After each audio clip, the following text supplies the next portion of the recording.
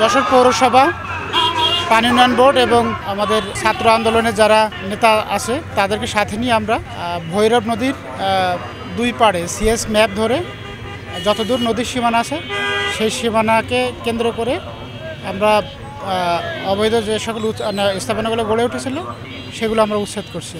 আমরা যশোর পৌরসভার অর্থায়নে আমরা এই ভৈরব নদীর দুই পাড়ে আমরা নান্দনিক একটি ওয়াকওয়ে তৈরি করবো আর কি ইনশাআল্লাহ। যশোর জেলা প্রশাসন, পৌরসভা, পিডব্লিউবি এবং ছাত্র জনতার উদ্যোগে আজকের এই উচ্ছেদ অভিযান শুরু হয়েছে। এখানে আমরা যশোরকে একটি ক্লিন সিটি রূপে দেখতে চাই, তারই ধারাবাহিকতায় এখানে উচ্ছেদ কার্যক্রম। এখানে আপনারা দেখছেন সরকারি যে জমি সেই জায়গায় অবৈধ দখলদারিত্ব দীর্ঘদিন ধরে চলে আসছিল, তাই এটা করার ফলে এখন এখানে একটা ওয়াকওয়ে তৈরি হবে।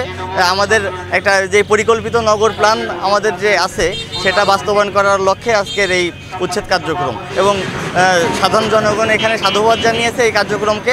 আশা করি যশোরের সকল পর্যায় থেকে এই অবৈধ কার্যক্রম উচ্ছেদ কার্যক্রম চালু থাকবে।